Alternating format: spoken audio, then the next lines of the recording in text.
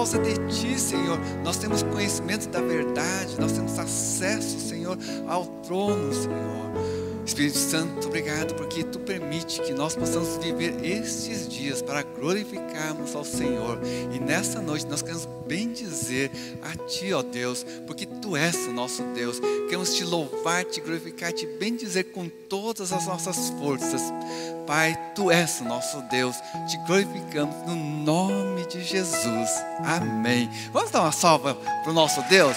Pai, Senhor, Tu és merecedor de toda honra, toda glória. Tu és bendito, Senhor. Nós Te adoramos, Te glorificamos, Te bendizemos, porque Tu és o nosso Deus. Glórias, glórias a Ti, Senhor. Glórias a Ti, Senhor, porque Tu concede a nossa vida, a perfeita vida. Tu és o nosso Deus. Aleluia, aleluia, aleluia, aleluia. Glória a Deus, glória a Deus, glória a Deus. Eu estou muito animado nessa noite, pelo que nós vamos receber de Deus, tá? Glória a Deus. Queria dizer a vocês todos, boa noite, sejam bem-vindos em nome do nosso Senhor Jesus Cristo. Amém? Vocês podem se assentar.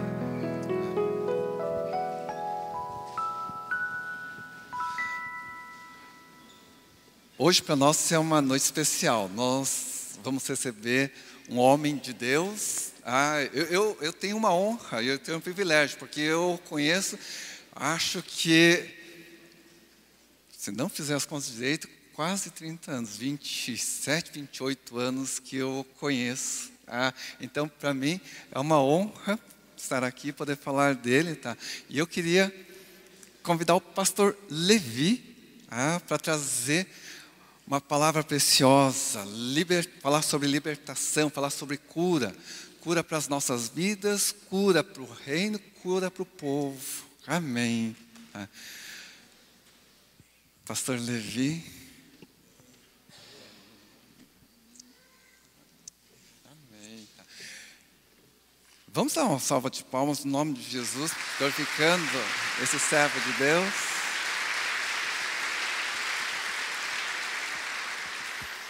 Pastor Levi, deixa a palavra contigo. Glória a Deus. Saúdo você com uma boa noite, em nome de Jesus. Vira o irmão que está ao lado e diga a ele assim: Deus tem uma porção nova de revelação ao teu coração nessa noite. Esteja com o espírito bem aberto e deixe que o extraordinário de Deus ocorra na tua vida. É motivo de alegria estar com os amados nessa noite. E eu creio que teremos aqui reuniões poderosas diante do Senhor. Nessa noite eu quero lançar simplesmente alguns fundamentos, porque eu creio que amanhã teremos aqui uma experiência muito prática dentro do campo da libertação e cura interior.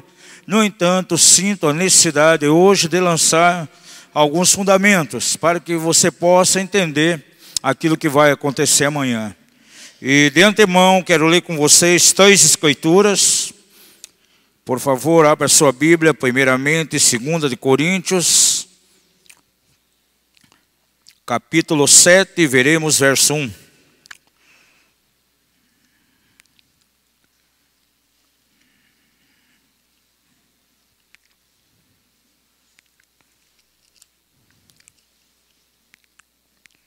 Segundo Coríntios 7, verso 1. Se você achou, diga aleluia. Se não achou, diga ai de mim.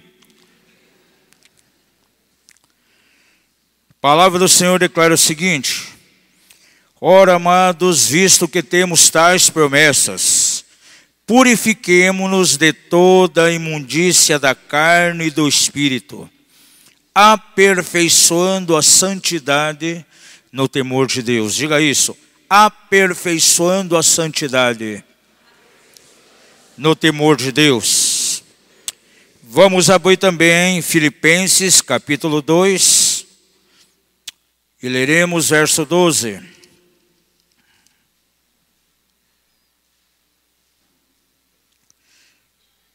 Escritura declara o seguinte: de sorte que, meus amados, do modo como sempre obedecestes, não como na minha presença somente, mas muito mais agora na minha ausência, efetuai a vossa salvação com temor e temor. Talvez alguns tenham outra tradução que diz: desenvolvei a vossa salvação com temor e temor. Diga isso: efetuai a vossa salvação com temor e temor. E finalmente vamos abrir 1 de Tessalonicenses, no capítulo 5 e verso 23. 1 Tessalonicenses 5, 23, a palavra declara o seguinte: e o próprio Deus de paz vos santifique completamente, e o vosso espírito, alma e corpo sejam plenamente conservados e irrepreensíveis para a vinda do nosso Senhor Jesus Cristo. Declare isso. O próprio Deus de paz vos santifique completamente. Declare uma vez mais, bem forte. E o próprio Deus de paz vos santifique completamente. Coloque a tua mão sobre o teu coração e vamos orar. Pai da glória, nessa noite diante de nós está a tua palavra. Hoje queremos abrir o nosso coração para recebê-la. E queremos receber essa semente como ela é na verdade. Palavra de Deus e não palavra de homens. Queremos, ó Deus, nessa semente que vai ser semeada. E ela tem o poder de transformar a nossa vida. E a nossa vida de fato não será mais a mesma. Pai da glória, a tua palavra é poderosa, mais cortante que uma espada de dois gumes, ao ponto de dividir a nossa alma do espírito. A tua palavra desfaz os paradigmas errados na nossa mente, desfaz as cadeias de ignorância e traz a nós as revelações das chaves do teu reino. E nós queremos a revelação do teu Espírito sobre nós. Libera sobre nós uma medida nova de unção, uma unção de sabedoria, uma unção de conhecimento, e que o nome do Senhor mais uma vez seja glorificado. Nós honramos a ti, Senhor, porque reconhecemos que tu és digno de todo louvor, de toda glória. E que a tua palavra flua em nossa direção com toda a liberdade. Venha a tua revelação como um rio em nossa direção. E qualquer resistência desfeita, em nome de Jesus. Oramos a ti, ó Pai, e glorificamos por todas as coisas, no maravilhoso nome de Jesus. Amém e amém. Amados, as três escrituras que nós acabamos de ler, colocam diante de nós de uma maneira bem clara, que o trabalho do Espírito Santo, a obra de Deus em nossas vidas, se constitui, na verdade, num processo. Diga isso: o trabalho do Espírito Santo em minha vida se constitui, na verdade, em um processo. Estamos vivendo um tempo extraordinário de revelação da palavra do Senhor em toda a igreja sobre a terra. E a revelação do Senhor, na verdade, tem rompido, tem quebrado muitos paradigmas em nossos dias. Aquelas coisas que nós considerávamos então como uma verdade final, como uma verdade absoluta, o Espírito Santo nos tem mostrado algo completamente diferente. E temos que abrir muitas vezes mão de conceitos, até uma doutrina errada que talvez aprendemos por anos. A igreja do Senhor está sendo lavada pela palavra nesses dias, e quantos conceitos errados estão sendo colocados por terra. Nós podemos ver na história da igreja por quantas gerações dogmas foram construídos em cima de ensinamentos que vieram pelo fato da palavra de Deus muitas vezes estar sendo pregada de uma maneira fracionada. Glória a Deus que nos últimos anos nós temos visto que está caindo por terra, muitas vezes, resistências naquilo que diz respeito à guerra espiritual, à libertação e à cura interior. Nós temos que ler a palavra de Deus de uma maneira total, ter uma visão panorâmica da Bíblia. Eu vejo que muitos segmentos evangélicos, por muitas vezes, resistiram à visão de libertação, de guerra espiritual, cura interior, devido a alguns dogmas que foram construídos pelo fato de muitas vezes a palavra de Deus está sendo pregada de uma maneira fracionada. Ou seja, pegar algumas escrituras, alguns versículos, constituí-los como um dogma, construir uma doutrina em cima disso. Então isso rege muitas vezes toda a caminhada de um segmento evangélico. As escrituras que nós acabamos de ler deixam bem claro que a obra de Deus em nossa vida se constitui num processo. E hoje eu quero estabelecer aqui alguns conceitos e um dos primeiros paradigmas que eu creio que está caindo por terra na igreja nesses dias. Talvez você vai assustar com aquilo que eu vou falar agora. Novo nascimento não é a mesma coisa que salvação. Diga ao seu vizinho, você sabia que novo nascimento não é a mesma coisa que salvação? Novo nascimento é algo instantâneo. O dia que você se arrepende, você abre o teu coração diante do Senhor, você passa a ter uma natureza divina, a vida Zoe vem sobre você, você é uma nova criação agora. Porém, quando nós vamos estudar nas Escrituras o conceito de salvação, nós vamos ver que se constitui num processo. Tanto é que lá em 1 Pedro, capítulo 1, verso 9, diz que o final da fé é a salvação das nossas almas. Filipenses 2 coloca diante de nós de maneira tão clara que temos que desenvolver a nossa salvação. 1 Tessalonicenses 5, 23 diz que o meu espírito, a minha alma, o meu corpo tem que estar irrepreensível, de maneira completa para a vinda do Senhor. Então entendemos que há um trabalho do Espírito do Senhor em nossas vidas.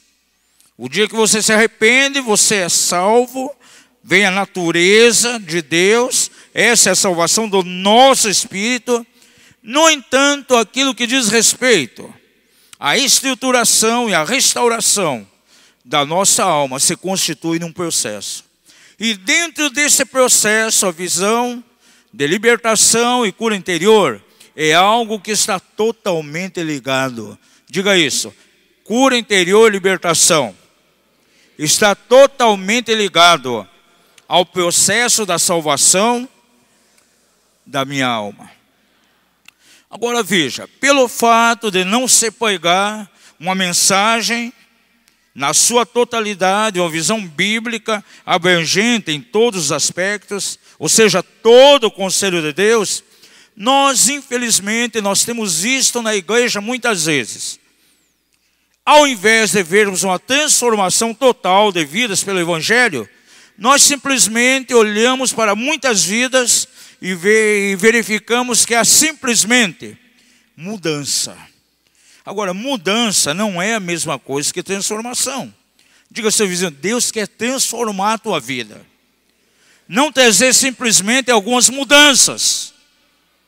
Agora, nós temos visto hoje em meio ao corpo de Cristo, muitas vezes, que a mensagem do Evangelho, tão diluída, por não ser uma mensagem total, tem trazido simplesmente mudanças e mudanças superficiais, onde não há uma alteração total, uma transformação na vida das pessoas. Muitas vezes simplesmente uma mudança cultural, porque há pessoas que abraçaram a mensagem do Evangelho, ao invés de passar por um processo de regeneração, de transformação, nós vemos simplesmente que houve uma mudança cultural nelas. Simplesmente mudou a cultura. Em outras pessoas pode trazer até mesmo uma mudança de costumes, não a transformação radical. Diga comigo, o Evangelho de Deus provoca em nós uma transformação radical, não simplesmente uma mudança superficial, uma mudança de cultura ou uma mudança de hábitos. Deus está restaurando a essência da mensagem do seu Evangelho. Todo o conselho de Deus tem que ser pregado na igreja. E libertação e cura interior é algo que faz parte de todo o conselho de Deus. Essa mensagem ela é tão importante quanto a questão de mordomia, família, caráter, dons, ministérios. Paulo falou à igreja de Corinto que tinha anunciado a eles todo o conselho de Deus. Agora, eu olho para a igreja muitas vezes, vejo alguns irmãos, muitas vezes até aqueles que demonstram uma certa resistência, achando que libertação e cura interior é simplesmente mais um acessório. Por que que Deus muitas vezes levanta alguns ministérios que, de certo modo, se especializam em certas áreas? Se vê alguns ministérios que ministram extensivamente ao corpo de Cristo, por exemplo, na área de missões. Outros ministérios são levantados para trabalhar na área de família. Outros na área de guerra espiritual. Outros com inclinação forte para a libertação e cura interior. Sabe por que muitas vezes acontece? Deus permite que aconteça. Porque muitas vezes a igreja ela não tem anunciado todo o conselho de Deus. Libertação e cura interior é algo que faz parte de todo o conselho de Deus. E que tem que ser ensinado e vivenciado na igreja. E há um perigo muito grande em meio ao corpo de Cristo, muitas vezes, de dar uma ênfase exagerada a uma verdade parcial, deixando de lado toda uma verdade total. Diga isso, a verdade total tem que ser pregada na igreja do Senhor. E não simplesmente uma verdade parcial. Então entenda, isso é muito importante. Libertação e cura interior faz parte de todo um pacote, é algo que está inserido dentro do conselho de Deus. E é uma mensagem importante dentro da igreja, tal qual a mensagem de restauração familiar, condução financeira, caráter, tudo é um pacote chamado conselho de Deus. Nesses 2 dias nós queremos abordar algumas coisas aqui, concernentes à libertação, à cura interior. E eu creio que se vamos entrar nessa dimensão, um dos primeiros paradigmas que tem que cair por terra é essa visão que muitas vezes temos de achar que salvação e novo nascimento é a mesma coisa, não é? O dia que você se arrependeu, a graça de Deus veio sobre você, você nasceu de novo. Algo aconteceu lá no teu espírito. Mas tem todo o trabalho de Deus lá na nossa alma, que vai precisar realmente estar irrepreensível. E a esse trabalho do Espírito na nossa alma, há muita coisa que acontece através de libertação e cura interior. Nós vivemos dias hoje semelhantes aos dias em que viveu Jeremias, quando se dizia que havia simplesmente uma cura superficial, não houve uma cura em profundidade na ferida do povo do Senhor. Se dizia paz, paz, quando na verdade não havia paz. E eu creio que Deus quer trazer uma restauração total na sua igreja nesses dias. Deus quer trazer uma restauração total em nossas vidas, onde o nosso espírito, a nossa alma e o nosso corpo serão alcançados. Há um processo de Deus em nossas vidas. Eu sempre declaro, nós fomos salvos, nós estamos sendo salvos e seremos salvos ainda. Você pode dizer isso? Eu fui salvo, eu estou sendo salvo e eu serei salvo. Mas como acontece isso, apóstolo? Uma salvação em 3 tempos? Sim. No meu espírito eu já fui alcançado pela graça de Deus. Está resolvido. Está vivificado. Está renovado. Foi recriado. Porém, Deus está trabalhando em nossa alma para trazer a salvação da alma. E aí, então, é um processo. E onde está incluído libertação e cura interior. E o nosso corpo, na esfera do corpo, seremos salvos com a vinda do Senhor, quando então o teu corpo vai ser transformado num corpo incorruptível, glorioso. Essa carcaça aqui vai receber então a imortalidade e vamos ter um corpo semelhante do Senhor. Agora, nessas reuniões que nós vamos ter aqui, eu quero dar uma ênfase muito grande àquilo que precisa acontecer na nossa alma. O que é a restauração e a salvação da alma? É exatamente o trabalho do Espírito do Senhor em nós. E na nossa mente, então, realmente a revelação de Deus ela precisa vir. E quando a revelação de Deus vem, alguns conceitos começam a cair por terra. Por muitos anos eu fui ensinado da seguinte maneira: um dia você recebeu o Senhor, a salvação de Deus te alcançou, está tudo resolvido, não precisa mais nada. E para isso, então, muitos versículos eram pregados, porém, de uma maneira separada do resto da Bíblia. Por exemplo, quantas vezes você ouviu lá em 2 Coríntios 5,17? Se alguém está em Cristo, nova criatura é. As coisas velhas se passaram e tudo se fez novo. Esta é, na verdade, a vontade de Deus. Esse é o propósito de Deus. Mas desde muito tempo eu comecei a analisar o seguinte. Analisando muitas situações, já trabalhando no ministério como pastor, eu via que essa palavra na vida de algumas pessoas não era uma realidade. Tinha essa revelação, essa declaração na palavra, por direito, porém não de fato. Diga ao seu vizinho, todas as declarações que estão na palavra, elas têm que estar presentes na tua vida, de maneira experimental, é uma experiência. Diga a ele, deve ser algo de fato, não simplesmente uma verdade legal. Agora veja, a igreja de Corinto, ela recebe essa verdade. Paulo escreve e diz, vocês são novas criaturas, as coisas velhas se passaram e tudo se fez novo. Mas estude as duas cartas, aquela igreja, a primeira e a segunda. Você fica assustado com as coisas que estavam acontecendo ali. Essa mesma igreja que recebe uma revelação legal por direito do apóstolo Paulo, você percebe que a realidade dela era totalmente diferente. Problemas sérios de imoralidade dentro da igreja. Por 4 ocasiões, Paulo precisou escrever para corrigir os excessos de imoralidade. Imoralidade tal que no capítulo 5 diz que havia ali um enteado tendo envolvimento com a sua própria madrasta. Isso trazia uma contaminação dentro da igreja. Havia confusão nos dons espirituais, carnalidade, divisão, dissensão. Agora veja, eles haviam recebido uma declaração que eram novas criaturas.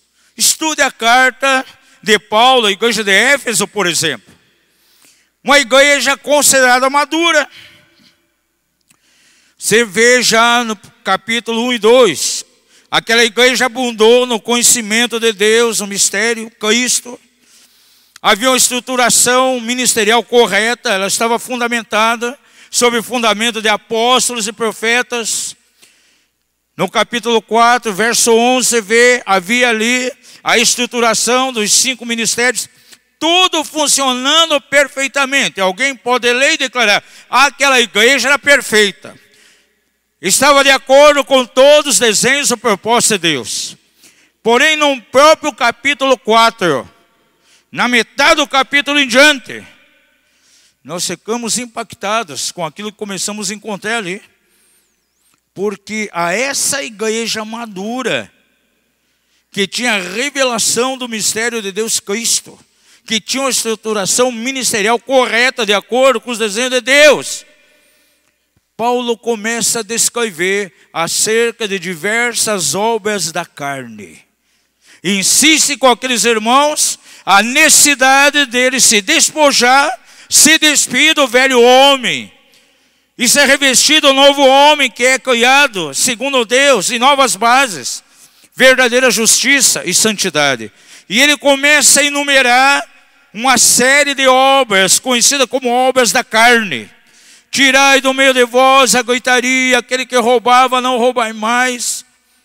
Tirai a dissensão, diversas obras da carne. E em meio àquelas obras da carne, no verso 27, ele diz: não deis lugar ao diabo. Agora, a quem estava escrevendo isso? As pessoas estavam fora do reino, fora da igreja? Não, a uma igreja madura, que conhecia o Senhor, que caminhava com Deus.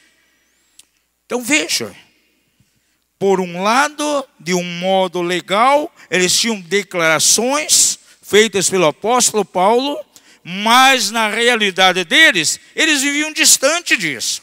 Então nós temos todas as revelações da palavra, todas as declarações de Deus, direcionadas a nós como igreja, e essas declarações revelam, na verdade, o plano ideal de Deus para nós, mas muitas vezes a nossa realidade é outra.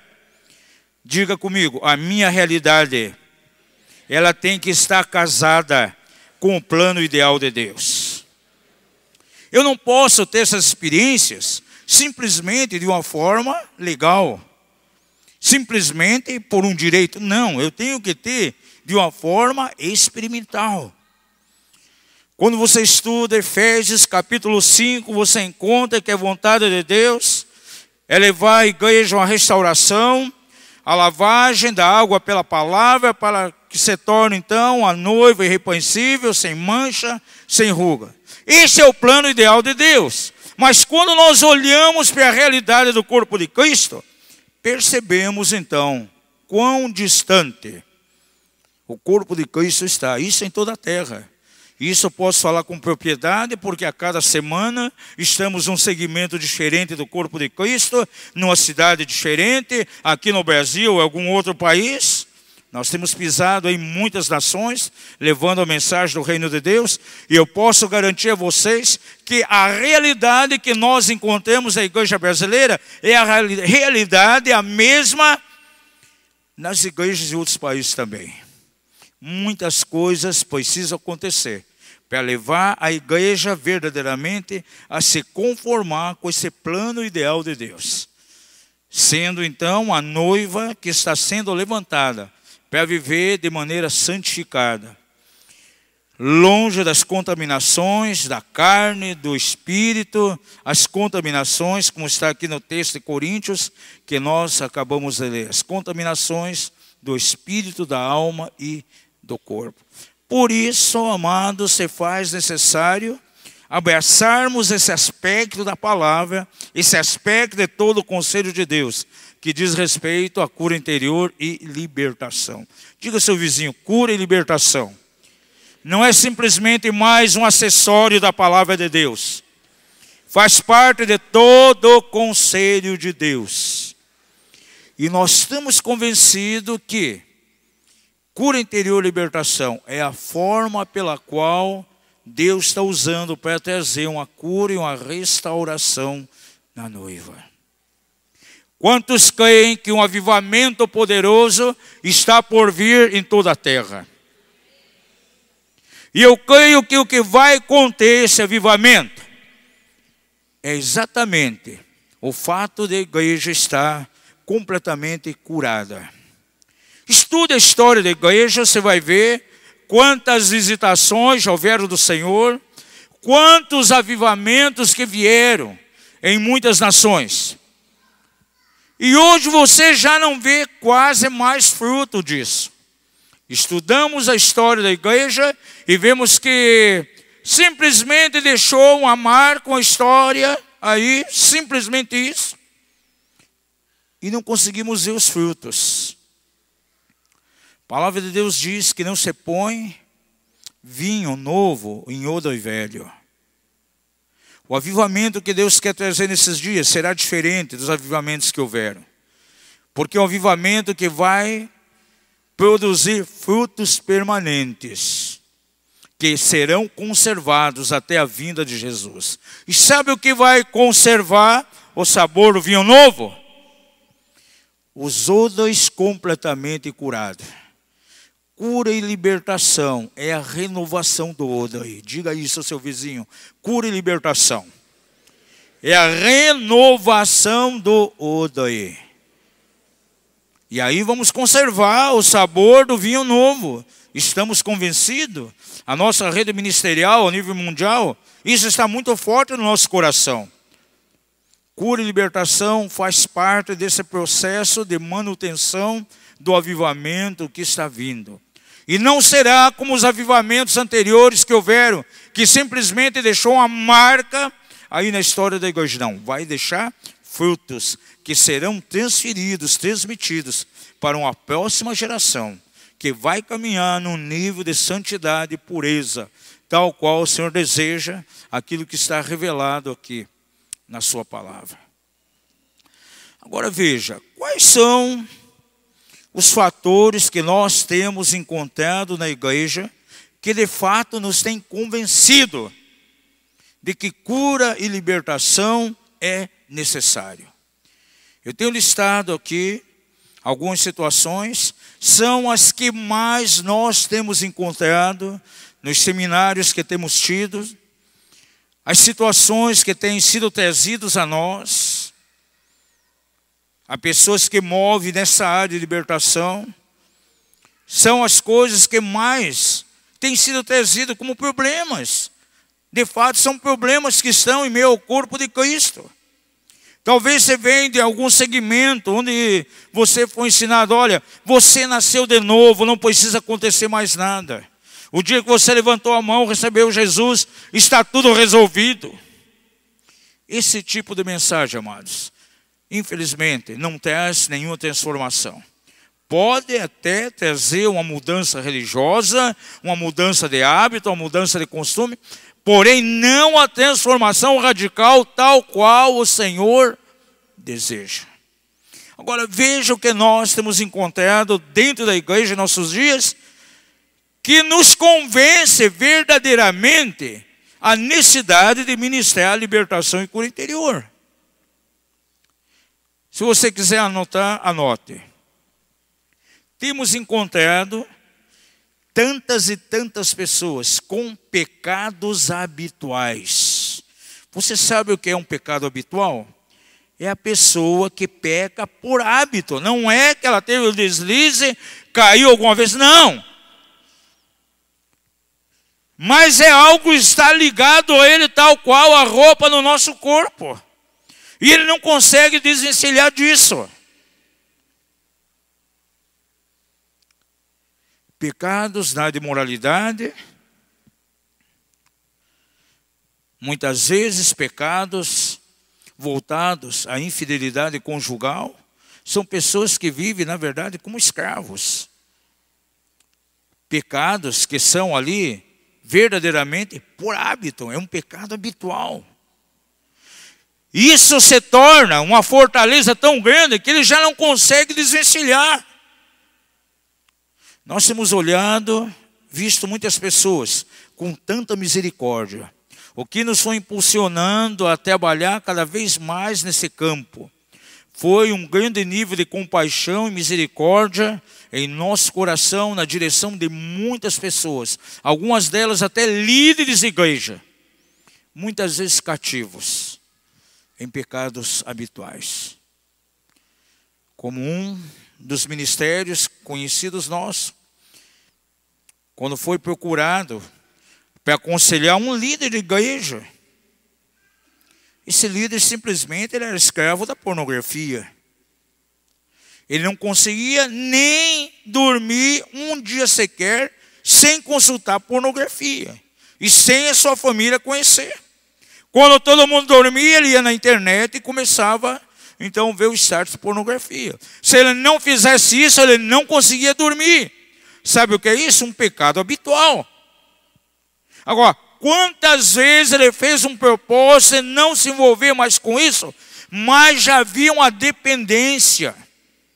Um pecado habitual em alguém pode levar ele a uma dependência tão grande, tal qual alguém, no momento de fome, precisa então comer um alimento para resolver a situação da fome. Quando ele está com sede, para mitigar sua sede, ele vai tomar água. Um pecado habitual. A concupiscência é tão forte que ele tem que então praticar aquilo para satisfazer a necessidade que está dentro dele. E chega a um ponto tão terrível que a mente entra por cauterização que ele já não vê mais aquilo como mal. Pegamos há tempos atrás, no mês de maio, agora uma mensagem sobre o espírito entorpecido. O que é um espírito entorpecido? Quando a pessoa cai, na verdade, para um estado que ela já não vê mais peso de culpa naquilo errado que ela faz. E o pecado habitual pode levar uma pessoa a vivenciar isso. A mente fica cauterizada, ele pratica sem ter um peso. E isso nunca vai levá-lo a um arrependimento. E dentro da igreja do Senhor há pessoas assim. Outro fator que temos encontrado, anote aí, número 2. Padrões crônicos de imoralidade.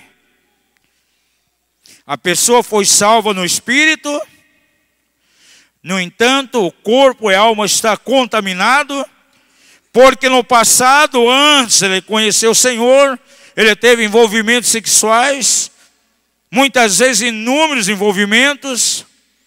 Isso gerou uma ligação ímpia e emocional com os parceiros que ele se envolveu, ou quando é homem, com as mulheres que se envolveu. Quantas vezes casado, mas ele vive ainda debaixo de um tormento. E ele está debaixo de uma influência tão grande que muitas vezes, dentro do aspecto sexual, ele está preso a tantas fortalezas, padrões crônicos de imoralidade. É o caso do pastor lá que consultava lá os sites de pornografia. E infelizmente há pessoas que são presas a esses padrões. Ele pode ouvir uma mensagem sobre santidade, ele pode vir ao altar, ele faz ali uma aliança com o Senhor. Ah, eu quero me desvencilhar disso, eu não quero mais. Ele faz isso no domingo. No entanto, na semana seguinte, 3, 4 dias depois, ele já está escravo novamente, porque é um padrão crônico, é uma fortaleza, ele não consegue sair disso. É uma pessoa que precisa de ajuda. Algo vai ter que acontecer lá na alma dele. O processo do Espírito Santo vai de uma maneira muito profunda na alma. E uma alma pode estar completamente enferma. Ainda que alguém, ele nasceu de novo no Espírito, mas a alma dele pode estar completamente enferma. E ele preso a uma fortaleza. Por isso vive dessa maneira. Outra situação que temos encontrado. Um terceiro fator. Pessoas com debilidade de caráter. Pessoas que vêm de famílias desajustadas, famílias disfuncionais. Nunca houve por parte dos pais um investimento no sentido de dar ao filho, aos filhos, uma identidade. A falta de elementos que venham trabalhar na identidade, na personalidade de alguém, isso vai com certeza interferir no próprio caráter dele. E você vê irmãos que caminham com Jesus 10 anos, 20 anos, 30 anos, ele não consegue se adequar ao caráter de Jesus, ele não consegue assimilar a cultura do reino. Diga ao seu vizinho, você sabia que o reino de Deus tem uma cultura?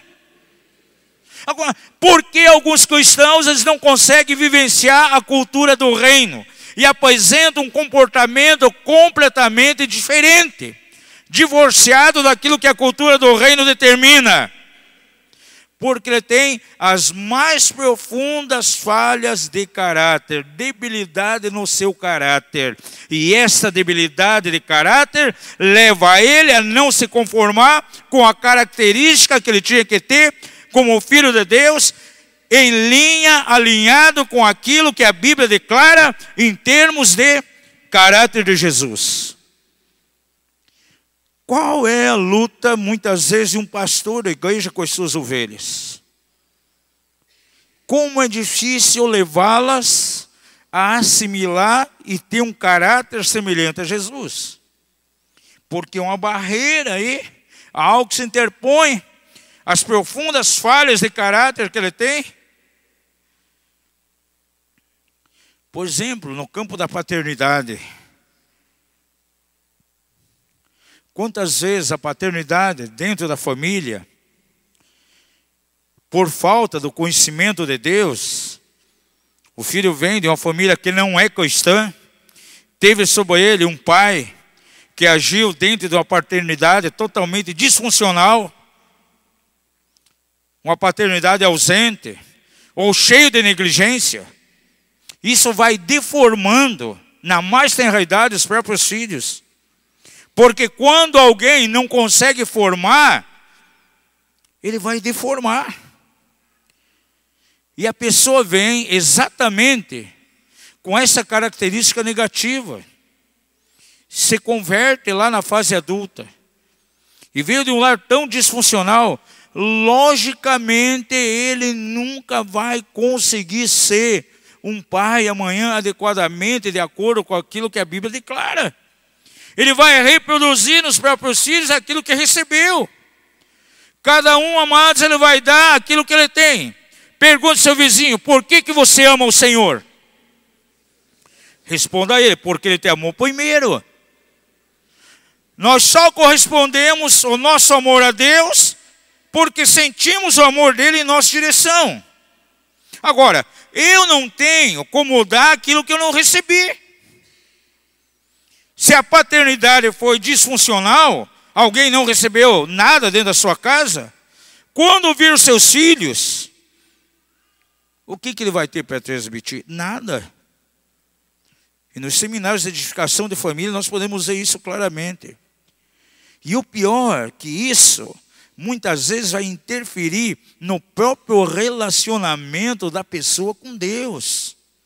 Porque aquilo que vem lá de dentro da nossa casa, principalmente com o relacionamento com o Pai, vai ser a base, vai ser o referencial no nosso relacionamento com Deus.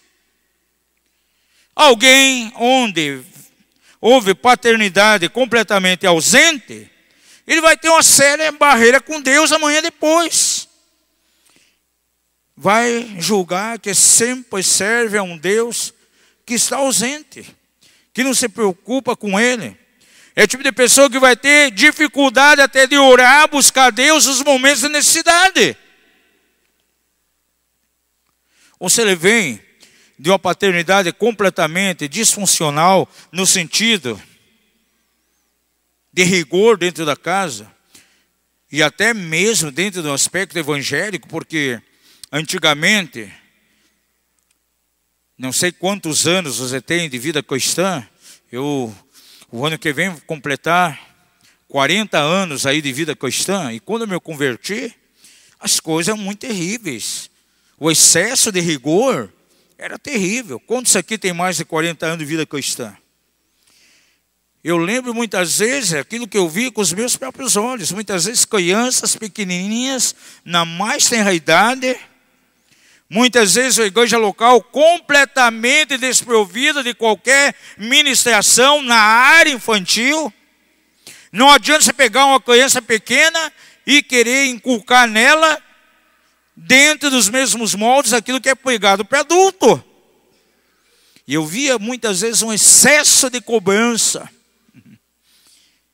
Quantas vezes crianças pequenas, 6, 7 anos, ia lá junto na escola dominical, na própria denominação que eu vi, tinha que ficar lá numa aula de escola dominical, 1 hora, 1 hora e meia, do lado do pai, ouvindo as duas bestas lá do livro do Apocalipse, a que sai da terra, a que sai do mar. E ele nem podia se mexer. E quantas vezes ele, uniformizado, com um paletózinho ali, até uma gravatinha, linguinha de vaca pequenininha. E se mexesse, levava uma ameaça. Você vai ver quando chegar em casa. Isso mais afasta a pessoa de Deus do que uma aproximação.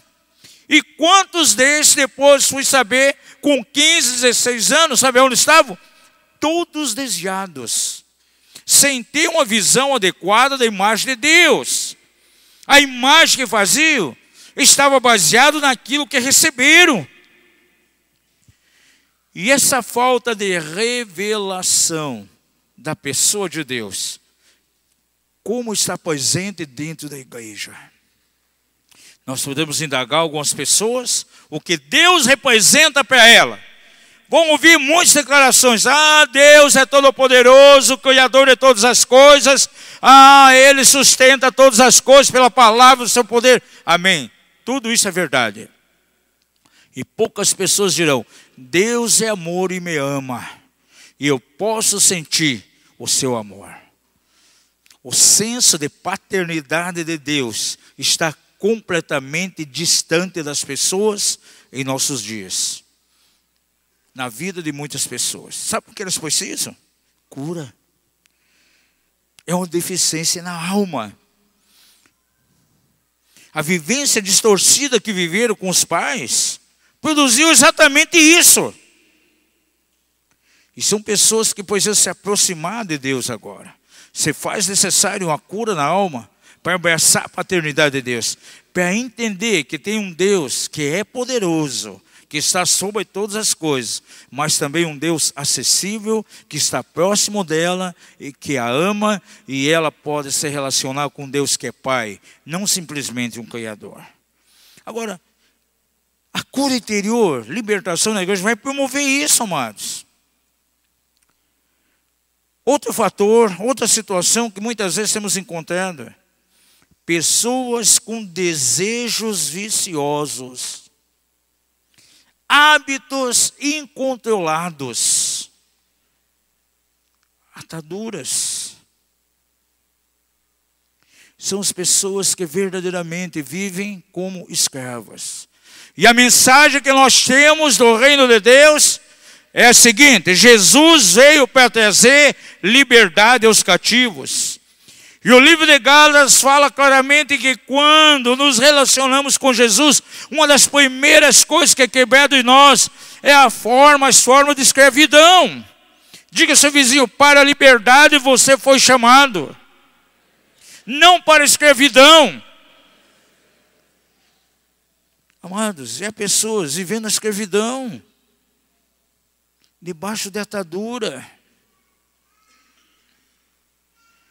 Ministérios que muitas vezes na vida dele foi abortado todo um projeto de Deus. Conheço homens e mulheres de Deus sobre os quais havia um destino profético. Na mais tenra idade o Senhor semeou na vida deles uma semente de destino. Eles sabiam muito bem que havia algo lá na frente, onde Deus o levaria, havia um lugar em Deus, mas quantos deles não conseguiram corresponder e chegar a esse lugar de destino? Pessoas que abortaram todo um propósito de Deus na vida delas, porque tinham, na verdade, lá na alma, um passado não resolvido. Áreas nas quais estavam cativos. Ataduras que o impediram de caminhar. Diga ao seu vizinho: um passado não resolvido vai impedir uma pessoa de avançar. Eu sempre digo o seguinte, amados: se temos um passado não redimido, isso pode comprometer o nosso presente e abortar todo um futuro. É assim que muitos ministérios caem, amados. Não chegam ao seu lugar de destino. Esse ano estava lá, numa conferência da doutora Neuza Choca, que ela faz anualmente, e estava pregando exatamente sobre a vida de Sansão. Os 7 lugares físicos pelos quais Sansão passou. E esses 7 lugares geográficos, cada um deles, ao invés de promover uma ascensão, que era isso que o Senhor desejava, foi produzindo cada vez mais uma decadência. E o que me impressiona, que em cada lugar, quando ele caía em algum laço, Deus, na sua misericórdia, dava um caminho de livramento que ele nunca conseguiu discernir.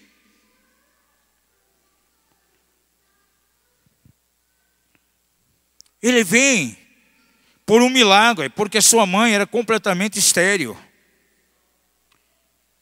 E ele já havia sido designado para ser um juiz por muitos anos em Israel. Mas ele julgou Israel 20 anos somente. E alguém separado para ser nazireu. Como nazireu nunca lhe poderia comer uvas, nem beber vinho, nada do fruto da vida. E o primeiro lugar que ele foi num campo de vinhas, em Timate. Ele com seu pai e sua mãe. Exatamente o lugar que ele não deveria estar, como nazireu. E aparece ali, pode ver lá na escritura, livro de Juízes, capítulo 13, aparece um leão. E a Bíblia registra então que a força de Deus, o carisma de Deus, veio sobre ele e ele despedaçou aquele leão. Agora, quando Deus revelou o poder sobre Sansão, nada mais, nada menos, estava querendo chamar a atenção dele. Espera aí, Sansão, está no lugar errado. Você está onde não deveria estar. Um campo de vinhas não é o teu lugar, mas não entendeu. Aí ele vai para outro lugar, acontece uma coisa errada, vai para o terceiro, quarto, quinto, sexto, sétimo. Até estar ali entre Zorar e Estaol. E foi ali que ele morreu. Com 20 anos julgando Israel. E diz a palavra então que ele foi colocado no túmulo do seu pai. Por que foi colocado no túmulo do pai? Porque nem seu túmulo tinha antes. Ou seja, morreu antes do tempo. O projeto de Deus não foi cumprido na vida dele. Por quê? Porque tinha sérias falhas de caráter, as quais o Senhor lutou com ele para tratar, para libertar, para curar, e ele nunca se deteve nisso. Ele mesmo abortou todo um projeto de Deus, aquilo que seria para ser 50 anos, 60 anos, 70 anos. Foi 20 anos somente. Perdeu o melhor de Deus. E quantos homens e mulheres de Deus perderam o melhor por causa das falhas de caráter? E nós não podemos nos enganar, amados. Nem sempre carisma vai ser um sinal que nós estamos alinhados com aquilo que Deus quer. Diga ao seu vizinho, nem sempre a demonstração de carisma será uma indicação de que estamos alinhados com Deus. Porque nos 6 lugares que ele passou antes de morrer, sempre veio algo sobrenatural. E ele tinha sérias falhas de caráter. Creio que Deus quer restaurar a sua igreja nesses dias. E começando até mesmo pelas lideranças. Outro fator, atitudes de arrogância. Você diz, mas pastor, arrogância é simplesmente uma distorção de personalidade. Não, amados. Arrogância na Bíblia é colocado como pecado. E é uma das coisas que estão hoje tão intrínseca ao corpo de Cristo, as situações de arrogância. Eu tenho um DVD ali, como o espírito de Leviatã ataca os ministérios. E um CD também, Leviatã, o rei dos soberbos. É um espírito que atua na plataforma do orgulho, da arrogância. E alguém pode perder todo o rumo, toda uma visão, por causa da arrogância que está lá no seu coração, quando ele se torna completamente absoluto. E é um mal que está ligado à igreja. É uma enfermidade de alma, amados, da mais violenta. O orgulho. É interessante. Algumas vezes, alguns líderes nos procuram e dizem, olha, eu sei que você mexe muito com guerra espiritual, libertação. Sabe, irmão, o meu ministério não está caminhando, não estou conseguindo marchar. A promessa de Deus já era para eu estar avançando. E não aconteceu nem a metade daquilo que Deus projetou que aconteceria. Por favor, me ajude, vamos ter um tempo de aconselhamento. Você vai conversar com essa pessoa, você vê que não é o diabo que está resistindo a ela. É o próprio Deus. Porque em pouco tempo você consegue ver o orgulho, a arrogância que está nela. E muitas vezes, aquilo que está escrito ali em Tiago, Deus se levanta diante dessa pessoa como um general 5 estrelas, resistindo à pessoa. Porque se continuar caminhando, ele vai se estourar. Vai ter escândalo lá na frente, vai ferir, vai machucar a igreja dele, onde ele pastoreia. Os filhos espirituais dele, quem sabe, serão dispersos. E Deus, na sua misericórdia, refõe essa pessoa. Não é o diabo, eu tenho que falar para as pessoas, olha, meu irmão, não é o diabo que está te resistindo, é o próprio Deus. Porque se você continuar na marcha que você está, você vai se estourar. Deus resiste ao arrogante, Deus resiste ao soberbo, mas dá graça a quem? Ao humilde. Essa palavra resistir é um termo militar. Quando diz que Deus resiste ao soberbo, é como se estivesse diante de nós um general 5 estrelas, e ele se voltasse para nós declarando, até aqui você caminhou, mas a partir daqui, você não caminha mais. E o Senhor se coloca ali como barreira, para o camarada não se estourar. Diga comigo, Deus resiste aos soberbos, mas dá graça aos humildes. Atitudes de arrogância é uma indicação de que há necessidade de cura, libertação. Outra situação, comportamento temperamental. Comportamentos que estão assentados, fundamentados no temperamento da pessoa.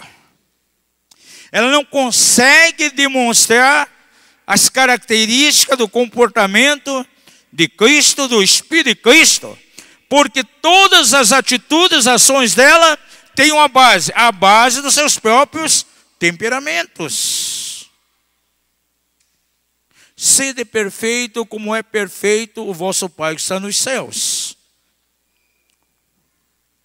Jesus, ele é o nosso referencial em termos de comportamento. Só que muitas vezes demonstramos um outro tipo de comportamento porque agimos de acordo com os nossos temperamentos. Por exemplo, Mateus 5,6, a descrição da cultura do reino. Jesus diz assim, se alguém pede para você andar 1 milha, você anda 2. Se pedir a túnica, dá a capa. Se esbofetear no lado esquerdo, você vai e dá um sopapo na pessoa, isso? Não, oferece o outro. Agora, muitos não conseguem vivenciar esse comportamento desenhado por Jesus na sua cultura. Por quê? Os comportamentos dela é em cima de temperamentos desajustados. Quantos creem que Jesus pode ajustar os nossos temperamentos para vivenciar a sua cultura? Você está vendo, amados? Tudo isso está na igreja, dentro da igreja do Senhor. E quantas vezes você levanta e diz, está tudo resolvido, não precisa nada. Nasceu de novo, é como se fosse colocado numa redoma, nunca mais vai ser assolado pelo mal. Pessoa, alguém te olha, não tem mais nada de errado, está tudo resolvido. A pessoa fica parecendo até um anjo de roupa aí na sociedade. Diga ao seu vizinho, você não parece um anjo de roupa não. Há muita coisa que precisa acontecer na tua alma. Sentimentos de culpa, sentimentos de culpabilidade. Veja, amados, muitas vezes eu e minha esposa somos procurados por mulheres. Foram mães solteiras, tiveram filho de maneira ilegítima. Quando o filho está com 5, 6 anos, ela se converte. Começa a vir o Senhor na igreja local. Agora eu pergunto a você, o pecado dela está perdoado, sim ou não? Responda. Jesus perdoou o pecado dela, sim ou não? Perdoou. E por que muitas vezes não se sentem perdoadas? Elas vêm trazendo um peso de culpa, se autocondenando. E nós temos que dizer a essa mulher muitas vezes, você está se colocando numa posição superior ao próprio Deus. Ou está se colocando numa posição superior à própria pessoa de Jesus. Se Ele já perdoou você, quem é você que não se perdoa a si mesmo? E há inúmeros casos. Pais que até falharam, mas de repente tiveram uma experiência tão profunda com o Senhor, receberam o perdão dos seus pecados. A família agora até já entrou para um ajuste pela graça e misericórdia do Senhor. No entanto, ele não se perdoa e vive se autocondenando, carregando o peso de culpa. Sabe o que ele precisa? Cura. E quantas vezes, em tanto segmento, cruza os braços e diz, está tudo resolvido, não precisa de nada. Outra situação, máscaras para proteger-se da dor das feridas do passado. Diga ao seu vizinho, você sabia que tem muitas pessoas feridentas em meio ao corpo de Cristo? Veja, amados, passaram por rejeição dentro das suas casas, dentro do aspecto pai natal. De maneira intrauterina já não foram desejados. E isso foi se confirmando nas diversas etapas etárias da vida dela. Muito novo, dentro de casa, já experimentava a rejeição. Talvez uma família com 4, 5 filhos, um deles rejeitado. Isso ficou bem claro lá na juventude, quando os pais muitas vezes favoreciam os outros, menos ele. Os demais foram para a escola particular, ele foi para a pública. E ele cresce na fase adulta, então se converte e vai para Jesus.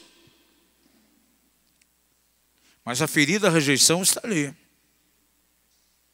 E ele sabe que foi rejeitado, porém não curado. Ele acaba jogando em cima disso uma máscara religiosa. Porém, a ferida está ali e por qualquer momento ela vai explodir. Não sei, já viu aqueles irmãos que de repente, eu vou embora dessa igreja aqui porque ninguém me ama. Bom, ainda bem que em Curitiba não tem pessoas assim. Só tem nas igrejas do interior. Ninguém me ama aqui, a liderança não me ama, nenhum irmão me ama. Vou embora. Por que ele age assim? A ferida da rejeição que está no interior dele nunca foi curado. E na verdade, quem está rejeitando aquela congregação, aquela igreja, é ele mesmo. Ele está rejeitando os irmãos, julgando então que os irmãos não o amam. Até então ele jogou uma máscara religiosa em cima daquela ferida que nunca foi curada. Como teve uma ferida de rejeição não curada, a tendência dele é rejeitar. A ferida sempre esteve ali, como um vulcão adormecido. Naquele momento entra em erupção, mas já vem lá do passado. Eu nunca esqueço um caso que nós tivemos que ajudar a resolver, ministrando na igreja. De repente o líder da igreja chegou e disse assim, olha, eu preciso de ajuda, porque há um problema entre mim e a congregação. Eu disse, qual o problema? A congregação não me ama. Mas por que você está dizendo isso? Veja, quando chega a data do meu aniversário, nunca eu sou lembrado. Ninguém me telefona. Nem os presbíteros fazem uma festa para mim. Parece mais presbítero do que presbítero. No dia do pastor eu não sou lembrado. É isso que eu vivo com a minha igreja, uma igreja que não me ama e vive me rejeitando. Vamos conversar um pouquinho, pastor. Me fale um pouco da sua infância, como foi? Bom, a minha infância ocorreu da seguinte maneira. Venho de uma família onde eu sou o filho do meio. Somos em 3. O mais novo e o mais velho, amados por meus pais, menos eu. Nunca meus pais me levaram para escolher um brinquedo. Não há uma idade bem distante entre nós. É muito próximo um do outro. Mas os meus 2 outros irmãos sempre escolher brinquedo na loja. Eu nunca fui, eu tinha que aceitar o que vinha. Nem roupa, eu fui levado na loja para escolher. Então, quando eu comprava roupa para o mais novo e mais velho, não servia, vinha para mim. O que ficava apertado para o mais velho vinha para mim. E o que ficava folgadão para o mais novo vinha para mim. Sempre foi assim, irmão, está aqui o seu problema. Por isso você acha que a igreja não te ama. Você precisa de cura. Você precisa experimentar a paternidade de Deus. E ministramos paternidade de Deus na direção dele. Interessante que ele já tinha ferido alguns irmãos dentro da igreja. Já tinha dividido algumas igrejas. Porque o coração dele não estava curado. E pessoas assim muitas vezes colocam a máscara simplesmente em cima dessas feridas aí que nunca foram curadas. Outro grande problema, fissuras morais e medo pelo fato de terem sido vítimas de abuso.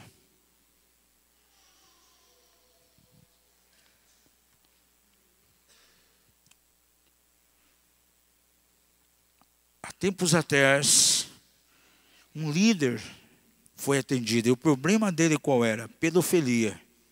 Ele teve envolvimento sexual com muitas crianças pequenas dentro da igreja. E quando foi submetido a um trabalho profundo de aconselhamento no curso de libertação, veio à tona. Quantos anos ele foi abusado sexualmente pelo próprio pai? Da mesma maneira que um rejeitado, ele pode se tornar um canal ativo de rejeição na direção de outras pessoas amanhã. Aquele que foi abusado sexualmente, ele pode se tornar um abusador. E era o caso dele. Quantos anos envolvido em pedofilia? Porque foi abusado sexualmente pelo próprio pai. E o caso de abuso sexual, amados, é algo muito terrível. E é um dos casos muito complexos para se tratar no campo da libertação e cura interior. E caso de abuso tem que trabalhar sempre dentro de uma via de mão dupla. É o que nós ensinamos às pessoas que vêm aos nossos treinamentos. Primeiramente vai ter que trabalhar com cura interior, porque as emoções estão esfaceladas. Muitas vezes isso é jogado por silêncio, por anos. É uma dor, é um ressentimento congelado. E quando vem para fora, exteriorizado, vem na forma de grito. Algo terrível, de revolta até. A revolta contra o abusador. Esse é um aspecto. Mas tem que se trabalhar com libertação em cima deles também. Porque muitas vezes, um abusador tem a capacidade espiritual terrível de transferir o comportamento que ele tem para aquela pessoa com a qual ele abusou. É uma força negativa que fica ali, incubada, latente, e muitas vezes vai levar 10 anos, 15 até 20 anos, e lá na frente ela é ativada e entra em atividade. E pode jogar a pessoa a um nível tão degradante de atividade sexual, e que ela pode levar isso para o casamento. Essa semana ainda tivemos conhecimento disso. Eu voltei ontem de Minas Gerais, estava numa cidade lá dando um treinamento para muitos pastores na área. E o caso de uma moça. 2 casamentos destruídos. E sabe onde estava a causa? O constante abuso sexual que passou dentro da sua própria casa. Essas situações trazem fortalezas, problemas que se manifestam a um curto prazo. Também a médio prazo. E também a longo prazo, podendo interferir dentro de um casamento. E se não há um discernimento, quantas vezes o casal está à beira ali de um divórcio, à beira de uma separação, e o pivô nem é em situações que acontecem entre os cônjuges. É o problema que veio lá do passado não resolvido. Porque ela foi vítima de um abuso. Cicatrizes emocionais, feridas, rejeições, sentimentos de inferioridade. Sentimento de inferioridade é o que mais tem impedido, muitas vezes, a pessoa de ir a dimensões às quais Deus quer levá-la, a níveis extraordinários de fé, mas a pessoa não consegue corresponder. Porque ela está carregado de sentimentos de inferioridade. Você lembra da experiência de Gideão? Lá em Juízes capítulo 6. O Senhor estava levantando Gideão como um libertador de nação. Mas o presente dele estava pautado nas experiências negativas lá do passado. O complexo de inferioridade que estava nele era grande. Porque até então o que ele via? Saque, roubo da colheita. E quando o Senhor começa a falar com ele, então, para levantá-lo, primeira coisa, Deus começa a levantar a autoestima dele. Começa a trabalhar na autoimagem, chama ele de varão valoroso. E eu creio que quando ele ouve essa declaração da boca do Senhor, ele começa a olhar para todos os lados. Quem é esse varão valoroso? Eu não sou. E quando Deus começa a projetar diante dele todo um propósito, ele começa a colocar os impedimentos. Ah, não, Senhor, eu não. Eu sou o menor da minha casa. A minha família é a menor lá da tribo de Manassés.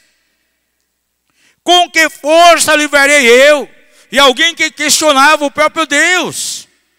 Senhor, aonde estão as promessas que os nossos pais diziam? Se todas essas coisas nos sucederam.